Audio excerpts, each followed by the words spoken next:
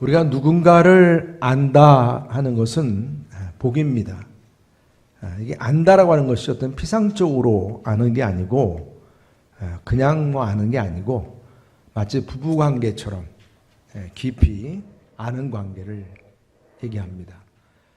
그러한 관계가 있다는 것, 그러한 사람을 안다고 하는 거 귀한 일이죠. 안다는 것이. 그리고 또한 누군가를 만난다는 것도 복입니다. 이게 그냥 피상적인 만남이 아니에요.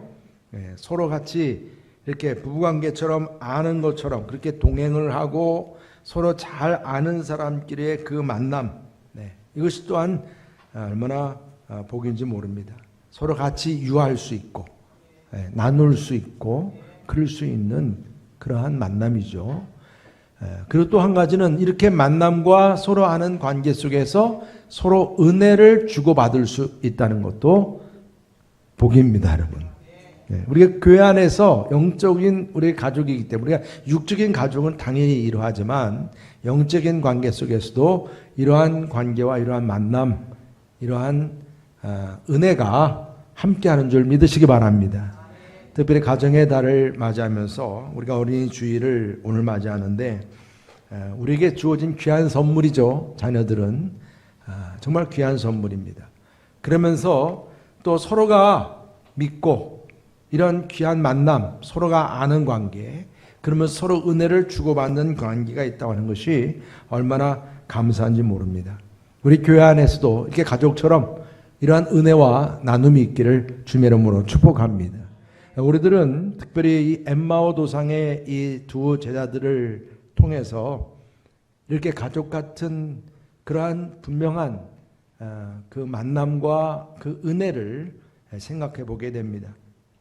이들은 불순종의 발걸음을 갔다고 그랬어요. 3년 동안 예수님을 그렇게 따랐지만 결국 십자가에서 죽으심으로 그 모든 그 이스라엘의 구속자가 되겠구나라고 생각했던 그 희망이 한순간에 다 깨졌어요. 절망했고 그래서 너무나 슬펐고 실망했어요. 그런 가운데 이들이 이제 가는 길은 불순종의 길이었어요. 엠마오의 그 길이라 했습니다. 그들은 예수님의 십자가의 죽음과 그리고 또한 들은 이야기로 예수님의 부활에 대한 소식을 모른 게 아니에요. 알았어요. 알아도 아주 자세히 알았습니다. 자세히 알았습니다. 그러나 그런 자기가 알고 있는 것과 행동과 이런 모든 생각은 달랐던 거예요. 그래서 그들은 예수님의 십자가를 알고 부활을 알아도 그게 진짜 아는 게 아니었어요. 왜냐하면 실질적으로 그들의 삶은 엠마오로 행했으니까. 불순종의 길로 갔으니까. 우리가 예수님을 모르나요? 예수님의 십자가를 모릅니까? 부활을 모르나요? 알아요. 많이 들었어요. 그런데 내 삶은 그 예수님의 부활과 그 십자가의 그 은혜대로 살아가지 못하는 모습을 우리가 깨닫게 됩니다. 우리는 다시 한번 오늘 이 제자들이 정말 실망 가운데서 그 엠마오의 길을 가고 있는 중에 우연하게 자기들은 생각했겠죠. 어떤 나그네를 만났어요. 근데 그 나그네를 만났는데 그 낯선 나그네를 만났는데 그가 아니 갑자기 자기들을 두고 미련한 자들아, 믿음이 없는 자라고 이렇게 호되게 책망을 하다시피 얘기하는 거 얼마나 충격이었겠어요. 아니 저 사람이 나를 얼마나 안다고. 그러지 않아도 그렇게 얘기를 들으니까 좀 한편은 좀 찔리긴 찔리는데 미련하다고 얘기하고 믿음이 없다라고 얘기를 한다 이겁니다. 그러니까 이게 참 충격이죠. 그뿐 아니라 자기들에게 성경 말씀을 풀어준 거예요. 성경 말씀을 풀어주는데 놀라운 말씀이었던 거예요. 그 말씀이 보통 말씀이 아니었다는 것입니다. 여러분, 이렇게 귀한 만남이 주어지고 말씀이 주어지고 이런 모든 거 하나하나가 은혜인 줄 믿으시기 바랍니다, 여러분. 저도 그렇지만 우리가 이렇게 살아가는 것 자체가 은혜잖아요. 그러니까 우리는 은혜를 반드시 받아야 해요. 너무 중요합니다. 그래서 오늘 우리는 이 두 제자, 엠마오에 있는 이 두 제자가 부활하신 주님을 만났을 때 어떠한 은혜가 주어졌는가? 저는 특별히 이 가정의 달을 맞이하면서 우리 교회가 정말 자녀들의 문제가 다 없는 분이 없어요. 그 중에 기도 제목, 제가 속회 신방하면서 기도 제목 나누잖아요. 대부분이 자녀들 기도 제목이 많아요. 정말 여러분 이거 기도 제목이죠. 그래서 우리가 우리 자녀들에게도 그렇고 우리 교회나 우리 모두에게 어떤 은혜가 주어져야 되는가. 오늘 6가지를 제가 말씀드릴 거예요. 그 한 가지가 뭐냐면 부활하신 주님을 알게 하는 그 말씀이 주어졌다는 거예요. 여러분, 하나님의 말씀이 그냥 국어, 수학, 산수, 국어, 수학, 무슨 역사 이런 책처럼 공부하는 게 아니거든요. 하나님의 말씀은 부활하신 주님을 만나게 하는 은혜가 있어요. 이걸 깨닫게 해야 되는 거예요. 그래서 27절 우리가 나눴지만 이에 모세와 모든 선자의 글로 시작하여 모든 성경에, 여기 모든 성경, 이게 이 당시에는 구약이죠. 모든 성경에 쓴 바 자기에 관한 것을 자세히 설명하니라 그랬어요. 자기는 누구예요? 예수님이시잖아요. 다시 말하면 지금 우리는 구약 성경에서 예수님에 대한 이야기가 있어요, 없어요? 있어요, 없어요? 오늘 이 말씀 봐도 여러분들이 알겠죠? 구약에 있는 말씀에서 우리는 예수님에 대한 말씀을 우리가 알 수 있다는 거예요. 받을 수 있다는 겁니다. 그냥 단순히 유대인들이 지금도 소망하는 메시아에 대한 막연한 얘기 말고요. 나를 위해 십자가에 죽으시고 부활하신 예수님에 대한 이야기가 구약 성경 안에 가득하다는 거예요. 창세기부터. 그것을 지금 부활하신 예수님께서 제 아들에게 하나하나 풀어줬다는 얘기예요. 예수님이 왜 죽으셔야 했는지, 예수님은 왜 또 부활하셔야 했는지, 이런 부분에 대해서 어떻게 보면 지금 이런 말씀이 하나하나 주어질 때 정말 집중하면서 이들이 듣는데 그들 마음에 놀라운 사실이 느껴진 거예요. 와, 이게 지금 이 나그네가 말씀을 가르쳐 주는데 그냥 말씀이 아닌 거예요. 자기는 지금 소망도 없고 절망하고 실망해가지고 정말 그렇게 푹 그냥 꺼진 마음으로 지금 걸어가고 있던 중에 이 나그네 한 사람이 와서 말씀을 풀어주는데, 와, 이 말씀이 마치 옛날 그 십자가에 죽으셨던 예수님께서 주시는 말씀과 너무나 흡사한 거예요. 그런 말씀이 내 마음을 막 찔리게 하고 깨닫게 하고, 그러면서 그 말씀을 통해 내 마음이 열리고, 막 마음이 열린 것만이 아니에요. 생각이 바뀌고 막 영이 다시 살아나는 느낌. 나중에 우리가 말씀 보겠지만 말씀을 통해서 가슴이 뜨거워지는 체험을 하게 되는 거예요. 아니, 누군지 모르겠는데 어떻게 저 사람은 정말 그냥 나그네가 아닌 거예요. 여러분, 유대인들에게 있어서는 그들에게 있어서 가장 존경하는 사람이 누구냐 하면은 그들은 랍비라고, 랍비. 구약 성경의 말씀, 율법의 말씀을 아주 통달하고 그것을 가르치는 전문가라고 택함을 입은 랍비들에 대해서는 아주 특별한 대우를 합니다. 여러분들 지난번 제가 사도행전 말씀 나눌 때 사도 바울이 안디옥 지역에 선교하러 갔을 때 그 회당에서 유대인 10명만 있으면 회당이 만들어진다 그랬잖아요. 그 터키 지역의 안디옥 그 회당에서 바울이 들어가니까 바울을 특별 예우를 했다 그랬잖아요. 자리를 앞자리에 앉히고 또 회당에서는 말씀을 전할 수 있는 권도 줘요. 사도 바울이 그렇게 대우를 받았어요. 그런 것처럼 지금 이 나그네가 그냥 나그네가 아닌 거예요. 말씀을 들어보니까 야, 저분이 랍비나 무슨 선생이 되시는가 보다. 마음에 그런 깨달음이 오게 된 거예요. 말씀을 듣고 읽고 공부하고 묵상하는 시간, 여러분 이런 시간에 바로 보혜사 성령님을 통해서 여러분들에게도 이처럼 부활의 주님이 보여지는 은혜, 그러한 느껴지는 그러한 은혜가 주어지기를 주님의 이름으로 축복합니다. 여러분, 정말 여러분들의 자녀들에게 말씀을 통해서 이러한 은혜가 주어지도록, 이것이 얼마나 중요한 기도인지 모릅니다. 그 다음에 두 번째로 또 어떤 은혜냐면 부활하신 주님과 유하는 만남이 주어졌어요. 유하는 만남. 우리 28절 29절 다 같이 한번 읽어보겠습니다. 시작. 그들이 가는 마을에 가까이 가매 예수는 더 가려하는 것 같이 하시니 그들이 강권하여 이르되 우리와 함께 유하사이다. 때가 저물어 가고 날이 이미 기울었나이다 하니 이에 그들과 함께 유하로 들어가시니라 그랬어요. 유하로. 여기 지금 유하다라고 하는 이 말은 메노. 이게 주님이 내 안에 거하다 이런 의미를 포함하는 언어입니다. 그러니까 이 유하다라고 하는 이 표현은 성경에 많이 나와요. 어떤 분이 대표적으로 삭개오가 예수님 만났을 때, 예수님 만나서 변화가 되고 정말 그가 얼마나 참 뒤집어졌어요. 그러고 난 다음에 예수님을 어떻게 자기 집에 유하게 했어요. 그랬더니 예수님이 삭개오의 집에 유하니까 어떤 복이 주어졌어요? 가족이 다 구원받았어요. 삭개오에 대한 이야기를 모르시는 분들은 죄송하지만 구원받았어요. 다 은혜 받았어요. 여러분 이게 축복이에요. 축복. 얼마나 감사해요. 여러분 예수님이 직접 아니지만 사도 바울도 자주장사 루디아의 집에 유했어요.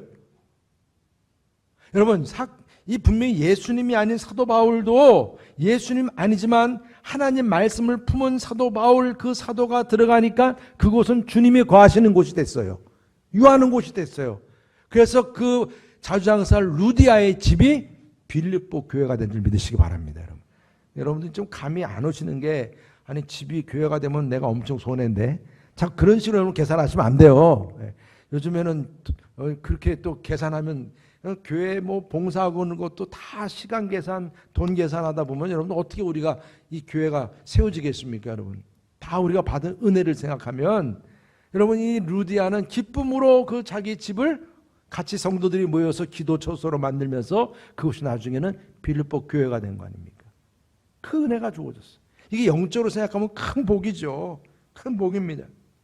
그러니까 여기 지금 이 제자들이 예수님, 이 보통 사람이 아니다니까 우직하게 말해. 우직하게. 이것도 우직해야 돼.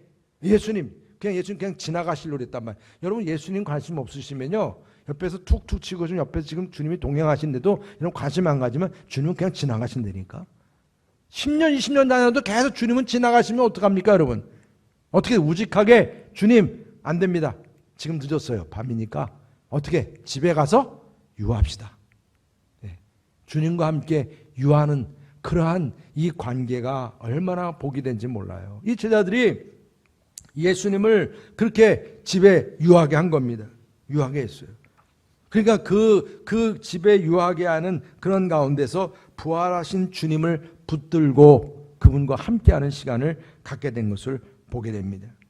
여러분 정말 이와 같은 열정이 저는 여러분들 가정 안에도 이런 부활의 주님을 유하게 하는 그러한 축복, 그래서 은혜가 그 가정 안에 임하고 부활의 주님을 만나게 하는 역사가 일어날 수 있기를 주님의 이름으로 축복합니다. 여러분 코로나 이전과 이후에 교인들 신앙의 어떤 양태가 교회적으로도 그렇고 많이 변화가 된 거 있어요. 많이 변화됐죠.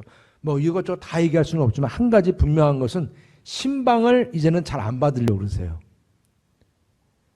이제 바이러스균을 생각해가지고 그런지 이제 목사도 신방하면 바이러스균이 들어올 것 같아서 그러는지. 진짜 여러분들 이제는 그게 없어졌어요. 옛날에는 너무나 당연했거든요. 옛날에 제가 자꾸 옛날 라떼 얘기하니까 정말 어떻게 보면 요즘에는 그게 또 이제 흐름인가 보다. 병원 신방도 쉽지가 않은데 이번에 이봉호 집사님 장 수술 때문에 사랑병원은 3시 타이밍에는 신방이 된다 그래가지고 제가 가봤어요. 참 요즘에는 이게 어렵더라고요. 사실 어떻게 보면 이게 집에 찾아온다고 하는 게 그게 다 옛날에는 주님이 찾아오는 것처럼 생각을 했기 때문에 목사든 속장님이든 교인이든 집에 오면 말씀이 그 안에 있으면 말씀으로 서로 축복하기 때문에 주님이 이 집에 찾아온다는 마음을 갖기 때문에 기뻐했거든요. 감사했거든요. 반응이 없죠. 옛날에 그랬다고요. 옛날에는 속해드린다 그러면 집에서 다 드리면서 어떻게 아기를 끌고 가고 업고 가고 그랬어요. 그럼 그런 경험 없으세요? 다 있으시죠? 아기 업고 끌고 가서 막 속해드리면 아기들이 정신없어. 그래도 그게 아이들한테는 암암리에 그의 영이 자라는 거예요. 저는 뭐 고등학교 때까지 교회 안에서 살았기 때문에 저희 방에서 막 옛날에는 기획행도 하고 막 찬양대도 연습하고 막 그랬어가지고. 근데 사실 그게 암암리에 보면 그냥 안에 성령님이 이렇게 어려서부터 자라나는 경험을 갖게 되는 거잖아요. 애들 끌고 가는 거야. 애들 같이. 근데 지금은 이제 담이 너무 높아졌어. 그래가지고 집에 무슨 꿀단지가 있는지 이제 모르겠어요. 아니면 너무 어지러워서 그런지. 옛날에 그런 거 상관없었거든요. 다 집들이 고만고만해가지고. 근데 지금은 너무 집들이 차이가 나서 그런가 봐요. 대학교 4년 졸업하면 이제는 회사 들어가는 것도 차이가 나니까 젊은 애들이 이제는 직장도 와 보면 연봉이 얼마 이런 걸 따지니까 옛날 저희 또 옛날 얘기 안 해. 예, 저 때는 그냥 졸업하면 다 고만고만했어요. 다 뭐 월급 받아도 고만하고 뭐 별로 관심도 없었어요. 다 못 사니까. 그 얘기할 것도 없었어요. 근데 지금은 누구는 뭐 억 받고 누구는 뭐 없는 거 그러니까 에이 그냥 회사 다니고 안 다니고 말지 뭐 그냥 너무 비교가 되니까 집도 이러면 한 채 막 2, 30억 한대요. 놀래 자빠질 뻔했는데 근데 이것도 별거 아니래. 더 비싼 데는 더 비싸대. 제 친구 목사가 그 타워 팰리스 있는데 목회를 하는데 거기는 아방궁이래. 밑에 그 상가 아무나 못 들어간대. 돈이 너무 비싸대. 그러니까 자기네 집이 비교가 되니까 그래서 오픈을 안 하는 건지. 옛날에는 고만고만해서 그냥 다 괜찮았는데 제가 좀 어떤 때 보면 안타까워. 왜 옛날에는 고만고만해도 그렇게 해서 집을 자꾸 방문해서 집을 축복해 주니까 집이 못 받는 거 아니겠어요? 전 그런 생각을 갖게 돼요. 그리고 그 집에서 모이니까 주변에 있는 사람들이 그 집에 모여서 전도도 돼요. 전도 대상자들 집으로 가까이 가고. 그게 항상 이루어졌기 때문에 그래서 이게 이제 시대적으로 그만큼 이제 담이 쳐지고 어려워지는구나 그런 생각을 갖게 되는데 그러면서 제 마음속에는 그래도 분명히 오늘 예수님께서 집에 유하도록 그 제자들이 우직하게 그냥 집에 초청을 했고 예수님을 그리고 그 가운데 축복받기를 원했던 것을 볼 수 있는데 정말 여러분 교회 성도님들도 정말 이제 이처럼 이 집이 전도를 위해서나 VIP들을 위해서나 우리 성도를 위해서 같이 오픈도 하고 주님이 그 집에 방문하시도록 하고 그래서 그 집이 복받게 하고 변화되게 하고 은혜가 주어지기를 주님의 이름으로 축원합니다. 기본적인 이제 우리들의 영적인 이 생각들이 이제 조금 전환이 돼야 될 필요가 있겠다 그런 생각을 갖습니다. 그리고 또 한 가지 은혜는 부활의 주님과 나누는 애찬이 주어졌어요. 애찬이. 우리 30절, 31절 다 한번 읽어보겠습니다. 시작. 그들과 함께 음식 잡수실 때 떡을 가지사 축사하시고 떼어 그들에게 주시니 그들의 눈이 밝아져 그인 줄 알아보더니 예수는 그들에게 보이지 아니하시는지라. 아멘. 같이 떡을 나누는데 그때 눈이 떠진 거예요. 이 떡을 나누는 장면이 떡을 들고 축사하시고 떼어서 나눠주는 모습이 이 제자들은 분명히 12제자들이 아니었기 때문에 최후의 만찬에는 참석 안 했기 때문에 그건 몰라요. 기억이 없어요. 그러나 뭔가 이분이 지금 하는 장면이 옛날 오병이어 기적이 일어났던 물고기 2마리 보리 5개를 들고 어린 아이가 왔을 때 그 어린 아이의 그 떡을 들고 축사하시고 깨뜨리시고 나눠줄 때 5,000명, 남자만 5,000명, 여자까지 포함하면 몇만 명 되는 거예요. 2만 명 되겠죠. 그러니까 그 많은 사람들을 다 먹였다. 막 그런 엄청난 역사 속에서 그게 기억이 났을 수도 있겠다. 이런 상상을 해보게 되는 거죠. 정말 이렇게 주님이 주시는 떡은 부활의 주님께서 주시는 생명의 양식이요. 애찬이죠. 그렇죠? 네, 애찬이에요. 그러니까 우리는 어떻게 보면 지금 이 제자들이 참 깜짝 놀랄 수 있는 거예요. 왜냐하면 분명히 지금 이 집에는 누가 초대를 받은 거예요? 누가 초대받은 거예요? 답 좀 하세요 빨리. 예수님이 초대받았잖아요. 근데 누가 주인 같아요? 대답 안 하시네. 여러분 교회에서요 질문했을 때 답을 누구만 하면 90점 이상 맞아요. 그래요. 예수님만 대답하면 90점 이상 맞아요. 지금 여기 집은 분명히 초대를 받았어요. 그러면 여기서 떡을 나눠줘야 될 사람이 주인이 돼야 되는데 지금 누가 주인 역할을 하고 있어요? 예수님이 손님이 아니라 주인으로서의 떡을 떼고 나눠주고 있는 거예요. 여러분 우리의 가정에서 예배를 드리고 가정에서 같이 식탁을 나누고 하는 그 자리가요. 내가 밥을 만들고 내가 밥을 꾸미고 다 했어도 그 자리의 주인은 누구세요? 예수님께서 지금 이 떡을 나눈다는 사실을 아셔야 돼요. 내가 교회에서 같이 식탁을 나누고 내가 누군가 같이 식구들께 속해 식구들이 나가서 밥을 내가 한턱 쏘는 거야. 밥을 사는 거야. 내가가 아니야. 내가 주인이 아니야. 어떤 식탁이든지 그 자리에 누가 주인이에요? 주님이 예수님이 주인이 되시는 거예요. 그런 가운데서 그 식탁 안에서 누가 보여요? 부활하신 주님이 보이는 거예요. 깨달아지는 거예요. 예수님을 처음 믿고자 하는 그러한 여러분들의 VIP나 전도대원들도 그렇게 같이 식사하면서 점점 부활의 주님을 만나게 되는 거예요. 눈이 열리는 눈이. 여기 지금 눈이 열렸다. 눈이 열렸다. 여러분 여러분 교회에서도 이렇게 식사를 여러분들 하시죠. 오늘은 식사가 없습니다. 네. 형제들끼리 가족끼리 드세요. 같이. 식사를 할 때 저는 주방에 있는 분들에게 매일 저는 밥 먹고 꼭 들어가서 인사를 하거든요. 너무 감사하잖아요. 아니면 여러분 생각해 보세요. 누군가 이렇게 여러분처럼 어디 가서 1시간만 일해도 다 저긴데 그런 식으로 계산해 보세요. 얼마나 우리 저기에요. 근데 그냥 다 봉사하시잖아요. 우리 교회 식당에서 그 김권사님은 강남의 셰프예요. 셰프. 강남에서 식당에서 주방 셰프입니다. 그런 분이 우리 교회에서 식당을 봉사하시는 저는 참 감사해요. 제 나이랑 똑같은데 그렇게 항상 그냥 봉사하시는데 그뿐이 아니죠. 이렇게 봉사하면서 같이 식탁을 나눌 때 그 식탁의 자리가 오늘 말씀 보니까 누구 만나는 자리? 그러니까 봉사를 해도 여러분들은 이 자리가 주님 만나는 자리, 주님이 주인 되는 자리, 그런 자리에 이렇게 또 내가 봉사하는구나 이런 마음을 가지면 얼마나 의미가 있겠습니까? 네, 이번에 개석회 때도 200명 가까이 오셨어요. 지방에 있는 분들이 다 이렇게 오셔서 식사하는데 다 봉사하시고 다 주님 만나는 자리. 네. 식당에 왜 3,000원씩 꼭 받아야 돼요? 그냥 공짜로 먹는 교회도 많던데요. 여러분 그렇게 생각하지 마시고 네, 우리가 처음 얘기할 때도 그랬어요. 카페도 그렇고 다 이게 선교비다. 무슨 비라고요? 그냥 의도적으로 가서도 참 맛있는 거예요. 이게 선교비니까. 네, 여러분 식사도 그렇게 생각하셔야죠. 그런 가운데서 그 자리가 무슨 자리? 주님 만나는 자리. 주님이 주인 되는 자리. 네. 그래서 여러분들의 속회 모임이든 가정에서든 같이 함께하는 식탁의 그 자리에 예수님이 주인 되는 그러한 자리로서 항상 은혜가 넘칠 수 있기를 주님의 이름으로 축원합니다. 그리고 네 번째로는 마음이 뜨거워진 은혜가 주어졌어요. 무슨 은혜가 주어졌다고요?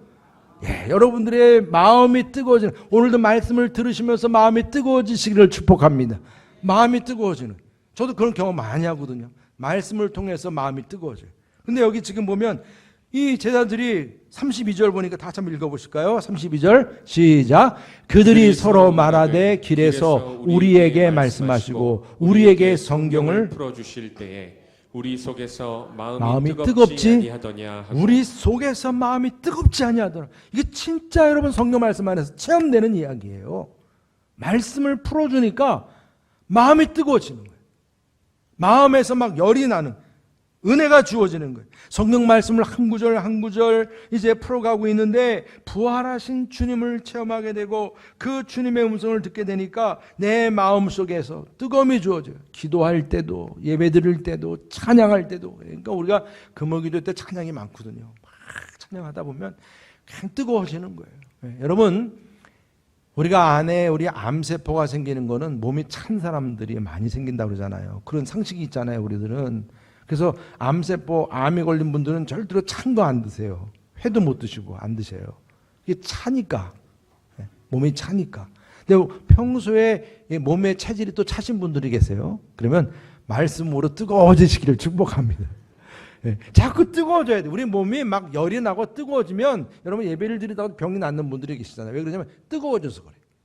성령이 그렇게 역사하니까. 저는요 이 말씀 그대로 믿거든요. 이렇게 뜨거워지면 정말 기도하든 말씀을 듣든 예배를 듣든 우리가 항상 이렇게 뜨거움이 우리에게 주어지면 내 슬픔도 우울증도, 여러분 사람이 이렇게 아주 우울하게 뭔가 그렇게 살면 뭔가 고상한 것처럼 보이죠? 아무것도 아니에요. 그거예요. 아무것도 아니라고.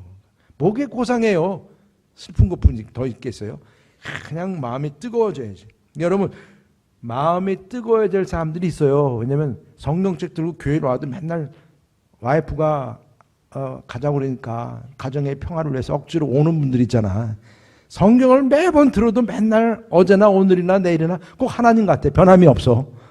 하나님이 변함이 없으시다 그러니까 나도 변함이 없어야지. 막 그래요. 어떻게 뜨겁지가 않아요. 말씀을 통해서. 말씀을 들어도 와닿지가 않아요. 와닿지가 않아.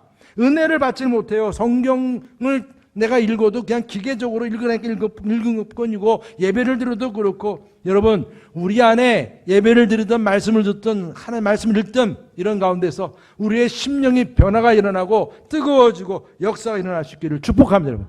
그런 병도 치유가 되는 거예요. 은혜가 주어지니까 성령께서 내 마음의 우울함도 떨쳐버리게 하고 내 마음에 큰 기쁨이 주어지는 겁니다. 여러분들의 가정 안에도, 우리 교회만이 아니라 가정 안에도 자녀들에게도 이러한 말씀의 뜨거움이 일어날 수 있기를 주님의 이름으로 축복합니다. 그리고 또 한 가지 은혜는 눈이 밝아졌어요. 뭐가 밝아졌다고요? 그러니까 눈을 뜨고 있어도 똑같은 눈이 아니라니까. 어떤 눈은 맨날 돈만 밝히는 눈이 있다니까요. 돈만 밝혀, 돈만 얘기 들으면 쥐가 번쩍 뜨이고 막 눈이 막, 그것도 이제 살리니까 어쩔 수 없는 거니까 좀 이해하는데 너무 심해. 돈만 밝히고 자꾸 뭐 어떤 즐거운 뭐 노는 것만 밝히고 막 그냥 어디 가서 뭐 재밌는 거 없어? 그러면 또 그것만 밝히고. 여러분들의 눈이 그런 데만 밝아지는 거 물론 건강하니까 그렇겠지만, 여러분 그런 거에만 눈이 밝은 게 아니라 우리의 어두워졌던 이런 영의 눈이 말씀을 통해서, 우리가 예배를 통해서, 성령님을 통해서 깨끗해지고 띄어지는 역사가 일어나기를 축복합니다. 사도 바울이 예수님 처음 만났을 때 눈이 멀어버렸어요. 이게 충격이에요. 충격. 영적인 충격은 눈도 멀게 해. 근데 아나니아가 가서 안수를 했을 때 눈이 열렸어. 눈을 막고 있던 비늘이 다 떨어졌어. 우리들에게 우리의 영의 눈을 막고 있는 비늘들이 있다는 얘기잖아요. 눈은 2.0 좋아. 살아가는데 부족함이 없고 잘 살아요. 먹고 잘 살아요. 직장도 좋고. 그런데 눈에 비늘이 있어. 비늘이. 못 봐요. 못 봐. 그래서 여러분 우리 아이들 보면 오히려 그 아이들이 더 나은 것 같아. 두 손 모아서 기도하고 순전하게 찬양하고 예배드리는 모습은 그 아이들의 눈에는 부활하신 주님이 보이는 거야. 여러분들의 눈도 그렇게 아이처럼 순전하기를 축복합니다. 너무 세상의 비늘로 다 덮여져 있어가지고 어두워져 버렸어요. 다시 한번 정말 오늘 이 두 제자들에게 같이 떡을 떼는 가운데, 말씀을 나누는 가운데 이 영의 눈이 띄어졌어요. 여러분들에게도 예배를 통해서, 찬양을 통해서, 기도를 통해서, 말씀을 사모하면서 이런 영의 눈이 띄어지고 여러분들의 자녀들에게도 이런 영적인 눈이 띄어지기를 주님의 이름으로 축복합니다. 여러분, 이게 너무 중요해요. 자녀들이 살아가는 데 있어서 이런 정말 이 영적인 세계를 볼 수 있는 눈이 열려야지. 그래야 삶에 있어서 진짜 가치가 무엇인지를 알지. 자꾸 엄한 데로 가거든요. 여러분들의 자녀들에게 정말 주님, 부활의 주님을 만나고 바라볼 수 있는 영안이 열릴 수 있기를 주님의 이름으로 축복합니다. 그리고 마지막에 주어진 은혜는 이 제자들이 이제 보고 깨닫고 정말 그 마음이 뜨거워지니까 일어나서 부활의 증인이 되었다는 거예요. 여러분, 부활의 증인이 되는 것이 큰 은혜입니다. 우리 33절, 35절께 다 같이 읽어보겠습니다. 시작. 곧 그 때로 일어나 예루살렘에 돌아가 보니 11 제자 및 그들과 함께한 자들이 모여 있어 말하기를 주께서 과연 살아나시고 시몬에게 보이셨다 하는지라. 두 사람도 길에서 된 일과 예수께서 떡을 떼심으로 자기들에게 알려주신 것을 말하더라. 아멘. 여러분, 상상을 우리가 동원을 해보세요. 뭐 천국 가서 물론 우리가 보기도 하겠지만, 야, 이 두 제자들의 모습이 어떠했을까? 이들의 눈이 열리고 마음이 뜨거워지고 부활의 주님을 만나는 순간, 물론 그 순간 부활의 주님이 사라졌어요. 이거 어떻게 우리가 해석을 해야 될지, 이건 누구도 해석을 못해. 옆에 같이 동행했고 말씀도 풀어주고 같이 음식도 나눴단 말입니다. 아마 제가 보기에는 그 떡을 뗄 때 저분이 누군가 했다가, 제가 볼 때 이제 우리 상상이잖아요. 말씀을 읽으면서 이게 떡을 떼는 순간에 이 손에 못자국이 나오지 않았을까. 네. 아니 그런 상상할 수 있잖아요. 순간적으로 정말 예수님 같다 그랬는데 정말 그 못자국을 보는 순간 이들의 마음에 주님이시구나, 부활하신 주님이시구나, 말씀대로 살아나셨구나 깨닫는 순간 그 주님은 사라지셨어요. 주님이 이 땅에 오신 목적은 우리들이 이처럼 부활의 주님, 십자가에 죽으시고 다시 죽음의 권세를 이기시고 부활하신 주님, 나의 모든 죄의 권세를 이기시고 무너뜨리고 그 사단의 머리를 치고 나의 삶의 진정한 주인이 되고자, 그래서 내 죄가 깨끗해지도록 하기 위해서 이 땅에 오신 주님, 그 주님을 이 제자들이 깨닫게 되고 부활의 주님을 만나게 된 거예요. 너무나 감격을 해서 이들이 그냥 엠마오 가던 그 길을 가지고는 이게 이제 더 이상 성에 안 차는 거예요. 아마 나름대로 플랜을 다 짰겠지. 자, 우리 엠마오 가서는 뭘 할까? 나름대로 아마 시나리오를 만들었을 거예요. 다 내팽개치고 다시 180도 돌아서 예루살렘으로 뛰어가는 거예요. 부활의 주님 만났다는 거예요. 그분은 살아계시다는 거예요. 베드로에 가서도 오늘 주신 말씀, 오늘 말씀에서 두 사람도 길에서 된 일과 예수께서 떡을 떼심으로 자기들에게 알려주신 것, 그분이 살아나셨다라고 하는 이 사실을 가서 이제 증거하고 얘기하게 됐다는 거예요. 여러분, 우리 주님께서 내게 말씀 주시고 어떤 행동을 요구하실 때는 즉각적인 행동이 이게 순종하는 태도예요. 미적미적되면 자기만 손해예요. 이 제자들은 즉각적으로 순종을 했어요. 엠마오 제자들은 이 불순종의 위에 있었고, 불순종의 길 위에 있었고, 절망과 낭만과 죽음의 그런 한탄 속에 있었던 그 길이 이제 180도 바뀐 거예요. 이게 죽음이 아니고, 이게 절망이 아니고 생명이구나, 구원이구나, 우리 주님은 살아나셨구나, 이걸 위해서. 그것은 다시금 이제 그가 더 이상 낙오자의 길이 아니라 생명의 길로 뛰어간 겁니다. 그에게는 다시금 에덴 동산이 회복이 된 거예요.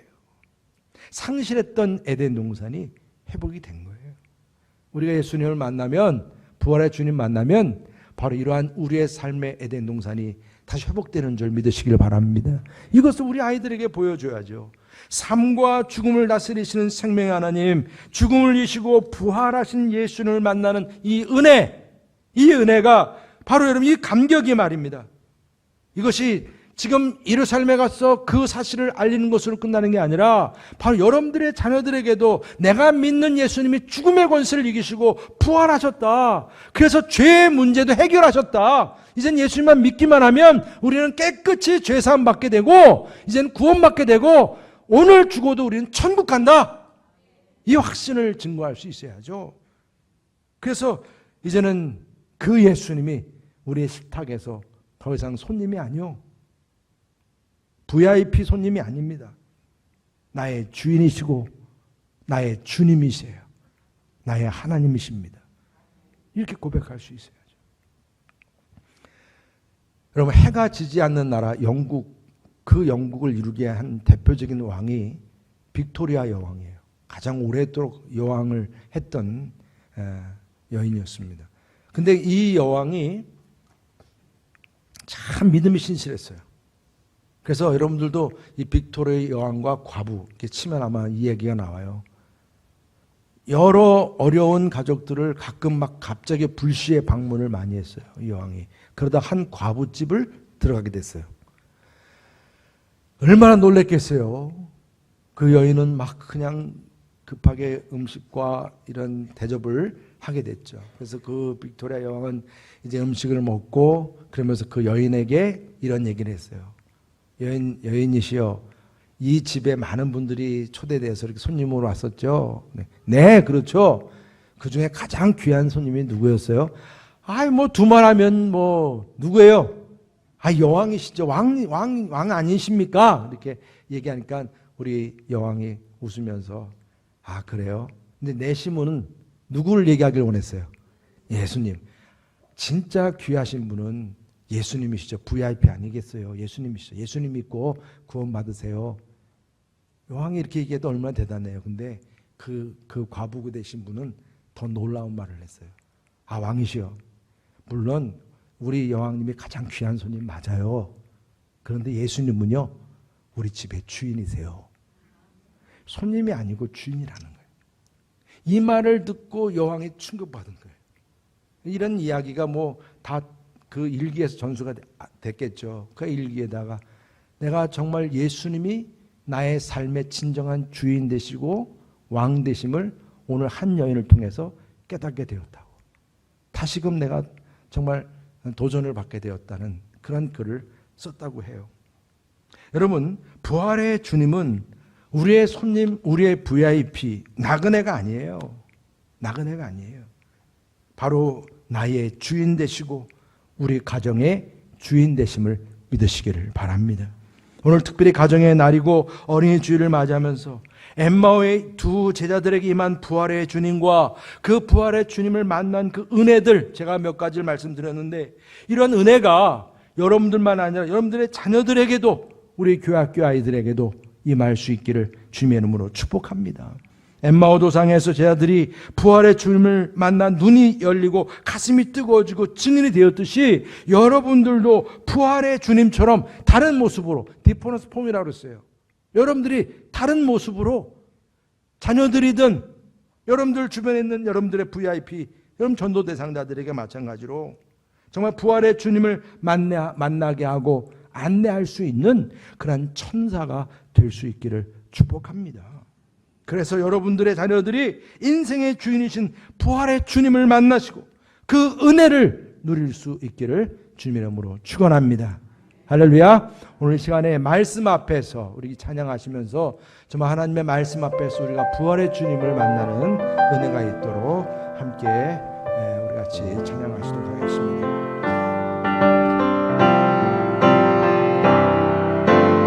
말씀 앞에서 경외함으로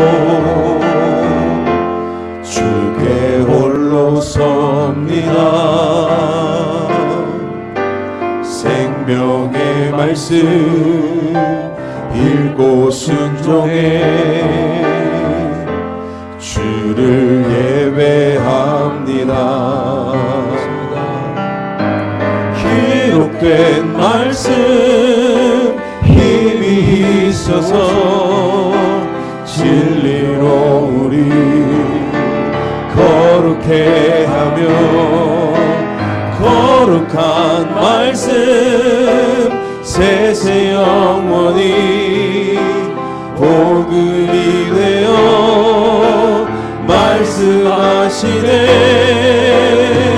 하나님 말씀에 두려워 떠는 자, 그 말씀에 생명을 얻는 자, 한 사람 찾으시는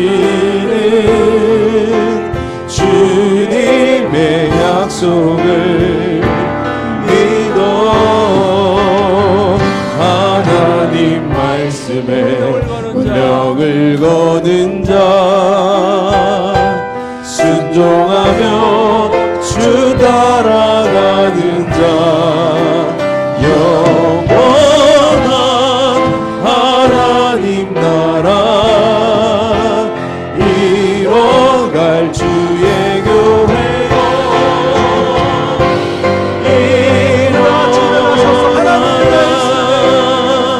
하나님 말씀에 두려워 떠는 자, 그 말씀에 생명을 얻는 자, 한 사람 찾으시는 주님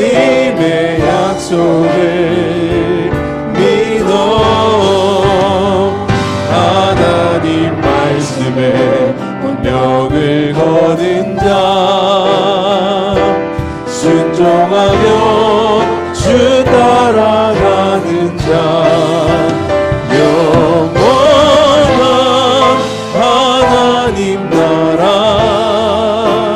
이뤄갈 주의 교회여 일어나라. 여러분들의 삶 속에 정말 주님께서 이렇게 은혜를 주셔서 여러분들과 자녀들이 주님 은혜 가운데서 부활의 주님 만나시기를 주의 이름으로 축복합니다. 우리 여러분들에게 서로 축복하시죠. 우리 부활의 주님을 말씀으로 만납시다. 말씀을 통해서 부활의 주님 만납시다. 우리 증거합시다.